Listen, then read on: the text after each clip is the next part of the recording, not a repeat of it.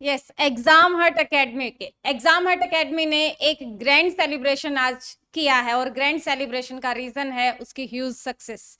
और उस सक्सेस के पीछे जो स्टूडेंट्स हैं उनसे हम आपको रूबरू करवाने वाले हैं, मिलवाने वाले हैं। क्यों मिलवाने वाले हैं? क्योंकि उसका एक रीजन है कि आप भी एग्जाम हट को जो है वो पहचान सके, जान सके, और उसके डिफरेंस को आइडेंटिफाई कर सके। चलिए स्टूडेंट्स की जुबानी सुनते हैं कि एग्जाम हट दूसरों से अलग क्यों है। हाँ जी, सबसे पहले हम मिलवाते हैं आपको ईशू से। ईशू ने जो है वो एनडीए में क्रैक किया है अपना एग्जाम, और जल्द ही वो एसएसबी को भी क्रैक करने वाला है। और ईशू ने हमारे यहाँ बैच जो है वो बहुत लेट ज्वाइन किया था, और लेट ज्वाइन करने के बाद भी जो है उसने टॉप किया है। तो इसलिए हम उससे आपको मिलवाते हैं, और कुछ क्वेश्चंस जो आपकी भी क्यूरीज होंगी उनके रिगार्डिंग जो है आपके सॉल्यूशन आपको इशू के थ्रू मिलेंगे। हाँ जी, तो इशू में सबसे पहले आपसे पूछना चाहूंगी, first of all congratulations. Thank you ma'am. And आपने एग्जाम हट को ही क्यों ज्वाइन किया, और एग्जाम हट ज्वाइन करते हुए आपके माइंड में क्या था? मींस आपने बाकी एकेडमीज के कंपैरिजन में सबसे पहले एग्जाम हट क्यों सेलेक्ट किया? मैम मैं कहीं और गया ही नहीं था, मैं एग्ज़ाम हट में ही फर्स्ट डेमो के लिए आया था। और आते ही मैंने देखा कि यहाँ पे जो एटमॉस्फेयर है, जो स्टूडेंट्स और टीचर्स के बीच में जो इंटरेक्शंस है, जो इन्वायरमेंट है स्टडी का, और जो कंपटीशन है क्लास में बच्चों का, वो बहुत ज़्यादा था। तो इस चीज़ ने मेरे को बहुत ज़्यादा अट्रैक्ट किया, तो इसलिए मैंने एग्ज़ाम हट को सेलेक्ट किया as an academy to join, ताकि मैं एनडीए क्रैक कर सकूँ, आगे अपनी प्रिपरेशंस को फुल स्पीड के साथ बहुत अच्छे से कर सकूँ। नेक्स्ट जो है वो अभी आपने सुना कि इन्होंने कहीं और डेमो ही नहीं लिया, और जो पढ़ने वाले स्टूडेंट है उनको अपने आप आइडेंटिफाई हो जाता है कि कहाँ पर क्या डिफरेंस है टीचर की क्वालिटी को। अभी सेकंड जो होता है कि अगर आपने किसी एकेडमी को ज्वाइन कर लिया है तो उसके बाद आप एकेडमी को ज्वाइन करने के बाद अपनी प्रिपरेशन कैसे करते हैं? तो हम हर कोई जो है जब भी एग्जाम को प्रिपेयर करता है तो वो फॉलो करता है जो सक्सेस स्टूडेंट हैं उनसे। तो आप भी एक सक्सेस स्टूडेंट को फॉलो कर सकते हैं। तो नेक्स्ट जो मेरा क्वेश्चन है कि आपने अपने एग्जाम की प्रिपरेशन कैसे की? मैम सबसे ज़्यादा सपोर्ट तो टीचर्स का ही था। तब तक हम डीमोटिवेट होते थे, तो मोटिवेशन फैक्टर जो है वो हमारे टीचर्स ही थे। रही बात स्टडीज़ की, मटेरियल की, तो यहाँ पे जो असाइनमेंट्स हमें दिए जाते हैं, जो हमें क्लास में पढ़ाया जाता है, या फिर जो होमवर्क दिया जाता है, उसके अंदर इतनी ज़्यादा क्वालिटी होती है कि अगर हम सिर्फ वही करके जाएं तो भी हमारा सिलेक्शन हो जाता है। क्योंकि उसके अंदर कुछ भी चीज़ें नहीं छोड़ते, टीचर्स हर चीज़ को इंक्लूड करते हैं। तो मैंने बस अपने टीचर्स को फॉलो किया, जैसे जैसे टीचर्स ने जितना होमवर्क दिया जैसे किया। बहुत सारी पनिशमेंट्स भी दी हैं टीचर्स ने, वो पनिशमेंट्स भी ली। और बस टीचर्स जैसे बोलते गए वैसे वैसे उनको फॉलो करता गया, और अपने नोट्स जो हैं वो हैंड रिटन नोट्स खुद बनाता गया टीचर्स के साथ साथ। बस मैं उन्हीं से प्रिपेयर करके आज क्रैक हुआ एनडीए। तो आपका देखा आपने कि प्रिपरेशन जो इन्होंने की वो किस तरह से की, और टीचर्स के जो इनके कंटेंट थे वो एग्जाम में किस तरह से हेल्पफुल रहे। नेक्स्ट जो क्यूरी हो सकती है कि वो गाइडलाइन अपने स्टूडेंट्स को, मतलब अपकमिंग जो एनडीए एस्पिरेंट्स हैं उनके लिए अगर आप कोई गाइडलाइन देना चाहते हैं तो क्या देना चाहें? बस मैम मेन गाइडलाइन तो यही रहेगी कि अपने आप पे ट्रस्ट करते रहना, क्योंकि हम कर सकते हैं तो आप भी कर सकते हो। बस अपने टीचर्स को एज अ मेंटर लेना, हमेशा उनकी रिस्पेक्ट करना, और जैसा वो बोले उनको फॉलो करना, बिना कुछ कहीं पे भटके उस पाथ से। हमेशा अपने टीचर्स की जो गाइडलाइन है उसको फॉलो करते रहना, क्योंकि अगर वो गाइडलाइन फॉलो आप करोगे, 100% करोगे, तो डेफिनेटली सक्सेस आपके पास ज़रूर आएगी। तो बस यही है कि अपने टीचर्स को रिस्पेक्ट देना और उनकी गाइडलाइन पे ही चलना, अपना एक्स्ट्रा एफर्ट्स लगाना, लेकिन टीचर्स की डायरेक्शन के अंदर। यहाँ क्लास टाइमिंग किस टाइम से किस टाइम तक रहती है? मैम स्टार्टिंग तो 9 o'clock स्टार्ट हो जाती है, और हमारा 1 o'clock हमारा लंच होता है। 1 o'clock से 2 o'clock तक लंच रहता है, फिर 2 o'clock से लेके 5-6 o'clock तक हमारी क्लासेस होती हैं।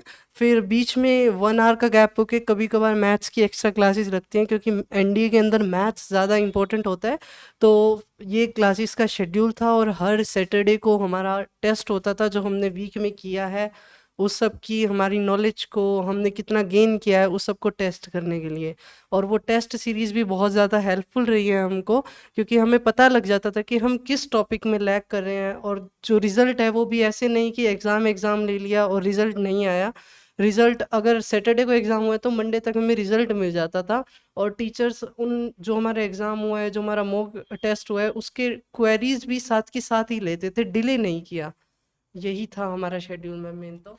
और मैं पूछना चाहूंगी, मैथ्स की अभी आपने बात की, मैथ्स की एक्स्ट्रा क्लास, तो मैथ्स के टीचर के यहाँ बहुत चर्चे सुने हैं हमने, तो मैथ्स के टीचर के बारे में, उनके कंटेंट के बारे में आप कुछ बताएंगे कि किस तरह से पैटर्न को फॉलो करते थे वो, या फिर किस तरह से स्मार्ट जो वर्क है उनका क्या था? मैम मैथ्स सुरेश सर लेते हैं, और सुरेश सर का मानना है कि हार्ड वर्क के साथ साथ स्मार्ट वर्क भी करना चाहिए। तो मैथ्स के अंदर जो कैलकुलस वाला, जो डिफरेंशिएशन इंटीग्रेशन वाला पार्ट होता है, वो बहुत ज़्यादा हार्ड होता है अगर हम बोर्ड के पर्सपेक्टिव से देखें। तो सर हमें वहाँ पे स्मार्टनेस दिखाते थे, वहाँ पे हमें बहुत सारी ट्रिक्स बताई, ग्राफिकली क्वेश्चंस करवाए, जिसकी वजह से हमें मतलब एक बार क्वेश्चन देखते ये हो जाता था, हाँ हम ऐसा क्वेश्चन कर सकते हैं। और ट्राई करते थे, सर के मेथड्स को फॉलो करते थे, सर बहुत सारी ट्रिक्स बताते थे, अपनी एसआरटीज बताते थे, तो वही फॉलो की हमने, और हमारा मैथ्स का पेपर भी बहुत अच्छा गया उसी के बेसिस पे। सर की क्वालिटी के साथ साथ सर क्वेश्चंस भी बहुत ज़्यादा प्रैक्टिस करवाते हैं, सर असाइनमेंट्स भी बहुत देते हैं। तो मैथ्स तब तक स्ट्रॉन्ग नहीं होगा तो आप एनडीए का नेक्स्ट वाला जो जनरल एबिलिटी टेस्ट है वो चेक ही नहीं होता। तो यहाँ पे मेन कंसर्न पहले मैथ्स पे ही रहता है, फिर उसके बाद जनरल एबिलिटी पे जाता है। तब तक हम मैथ्स में अच्छे स्कोर नहीं करते, तब तक सर उस टॉपिक से आगे बढ़ते ही नहीं थे, वही टॉपिक को रिपीट रिपीट करवाते रहते, तब तक हमारी ऐसा नहीं होता कि हम क्वेश्चन सॉल्व ना कर लें। अच्छा, ये तो चलिए हुए मैथ की बात। मैथ्स के साथ साथ जो है आपको जनरल अवेयरनेस टेस्ट भी पास करना पड़ता है, तो उसके लिए जो आपका जीके का पोर्शन होता है, क्योंकि जो साइंस स्ट्रीम के स्टूडेंट है वो जीएस को इजीली कवर कर लेते हैं, प्रॉब्लम आती है तो जीके के सेक्शन में। तो जीके के बारे में आप क्या बताएंगे, क्या एक ही टीचर था या डिफरेंट टीचर थे, या किस तरह से प्रिपरेशन करवाई जाती है अकेडमी? मैम टीचर्स तो डेफिनेटली हर सब्जेक्ट के डिफरेंट टीचर्स थे। हमारी जियो की अलग क्लासेस लगती थी, हिस्ट्री के लिए भी हमें नोट्स प्रोवाइड किए गए थे। और जैसे कि मैं साइंस बैकग्राउंड से हूँ तो साइंस में इतनी डिफ़िकल्टी आती नहीं है। साइंस के भी यहाँ पे हर सब्जेक्ट का अलग अलग टीचर हैं, और सब अच्छे से क्वेरीज को सॉल्व करते हैं, टॉपिक्स को बताते हैं। और रही बात जीएस के पोर्शन की, तो जीएस का भी हमारा बहुत अच्छा होता था, क्योंकि जो सर खुशवंत सर हमारी जीएस लेते थे, तो सर हमेशा हमें मोटिवेट करते रहते थे। सर के कंटेंट में से इवन क्वेश्चंस भी, जो अब की बार एग्ज़ाम हुआ था, जो फर्स्ट जीएस का क्वेश्चन था मेरे सेट में, वो सर के कंटेंट में से ही आया हुआ था। तो वहाँ से देखा कि हाँ, जो हमारे टीचर्स करवा रहे हैं उसके अंदर से क्वेश्चंस आ रहे हैं। तो ये क्वालिटी और ये बहुत अच्छी लगी मुझे। और रही बात हिस्ट्री की, तो मेन फोकस तो मॉडर्न हिस्ट्री पे किया था हमने, क्योंकि हिस्ट्री में से 7 to 8 क्वेश्चंस आते हैं, वो 5-6 क्वेश्चंस हैं वो मॉडर्न हिस्ट्री से आते हैं। तो उसके लिए भी हमें नोट्स प्रोवाइड किए गए थे, करंट अफेयर्स भी हमें करवाई गई थी क्लासेस में ही। तब भी ब्रेक मिलता, कोई टीचर क्लास नहीं ले पाता, तो बोर्ड के ऊपर करंट अफेयर्स हम करते थे सॉल्व। ये था हमारा जीएस का। आप कितने घंटे पढ़ाई करते थे? ऑनेस्टली तो मैम एकेडमी पे ही जो पढ़ाई होती थी वही होती थी, लेकिन जैसे कुछ टीचर्स होमवर्क दे रहे थे तो वो होमवर्क भी हम घर पे जाके 3 से 4 घंटे तो लगते ही थे, वो होमवर्क तो करना पड़ता था। क्यों मीन्स 24 घंटे में से अगर मैं पूछूं आपसे, आप कितने घंटे पढ़े हैं, क्योंकि बाकी स्टूडेंट्स के लिए बहुत जरूरी है। मैम एकेडमी में 7 to 8 आवर्स, और फिर घर पे जाके 3 to 4 आवर्स, यानी कि अप्रोक्सीमेटली 11 to 12 आवर्स हम पढ़ते थे। देखिए, अगर आपको सक्सेस चाहिए है तो आपको अपना 12 आवर का ड्यूरेशन सेट करना होगा। हमने ऐसा भी सुना है कि यहाँ 9 to 9 इवनिंग तक क्लास लगते थे, इज इट ट्रू? हाँ मैम, लगती थी क्लासेस इवनिंग तक लगती थी। और क्लासेस के अंदर ऐसा नहीं था कि इवनिंग के अंदर टीचर नहीं आ रहे या फिर कुछ करवा नहीं रहे। इवनिंग क्लासेस में हम अपने डाउट्स लेते थे, जितने मॉक टेस्ट थे वो सॉल्व करते थे। जो अरिहंत के या फिर दिशा की जो पब्लिकेशंस की बुक्स आती हैं, उन सब के क्वेश्चंस सॉल्व करते थे, और फिर वो क्वेश्चंस के डाउट लेते थे। ऐसा नहीं था कि हम बिल्कुल फ्री रहते थे उस टाइम में। पढ़ाई होती थी, पढ़ाई के साथ साथ मस्ती भी होती थी, क्योंकि इन्वायरमेंट हमारा बहुत ही फ्रेंडली था। और वो बहुत ज़रूरी है, क्योंकि अगर आप इतने 6 से 7 घंटे अगर आप एकेडमी पे हो और पढ़ रहे हो, तो आपका भी माइंड को थोड़ा सा रिलैक्स चाहिए। तो वो टीचर्स इतने अच्छे से अरेंज करते थे कि हमारा माइंड भी रिलैक्स हो जाए। हम खेलते खेलते लर्न कर रहे थे, चीज़ों को इंजॉय करके लर्न कर रहे थे।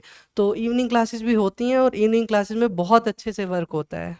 तो देखिए स्टूडेंट्स, अब तक आपने जो भी सुना उसमें आपने 2 से 3 चीजें जो मोस्ट इम्पोर्टेंट मैं एज अ मेंटोर आपको बताना चाहूंगी कि आप जब स्टडी करते हैं तो सबसे पहले स्टूडेंट्स के माइंड में होता है स्ट्रेस, और वो स्ट्रेस को रिमूव करने के लिए हमें क्या करना चाहिए, किस तरह से एक टीचर को जो है एक स्टूडेंट के साथ फ्रेंडली बिहेव, मीन्स ये नहीं होता है कि आप उसके फ्रेंड बन गए तो आप उसको, मीन्स आप उसके एक अच्छे गाइड बन रहे हैं, फ्रेंड मीन्स गाइड है, वहां पर जो फ्रैंकली आपको अपनी प्रॉब्लम बता पाए। और एग्जाम हट की यही क्वालिटी है कि स्टूडेंट्स की पर्सनल प्रॉब्लम जो होंगी वो उनको देखते हुए उन्हें प्रॉब्लम सोल्व करवाएंगे, और इसी तरह से हम रिजल्ट देते रहेंगे। तो इसी पर मैं लास्ट जो आपसे क्वेश्चन पूछना चाहूंगी, आप टैगलाइन क्या देंगे एग्जाम हट को?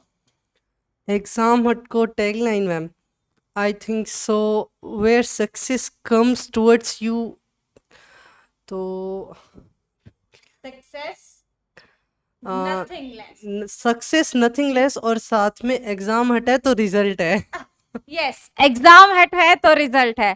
थैंक्स शिशु, आपका एक वैल्यूएबल टाइम जो आपने शेयर किया हमारे साथ उसके लिए बहुत बहुत थैंक यू, एंड एसएसबी के लिए भी हम आपको बहुत सारी शुभकामनाएं देते हैं। Thank you so much ma'am, ये भी आपका भी हार्ड वर्क हमारे साथ ही था, क्योंकि मैम हमें इंग्लिश पढ़ाते हैं तो इंग्लिश भी बहुत इंपॉर्टेंट रहता है, और बहुत सारी पनिशमेंट्स भी दी हैं मैम ने, लेकिन हमने उन पनिशमेंट्स को भी इंजॉय किया है और पढ़ा भी बहुत अच्छे से है। Thank you so much ma'am.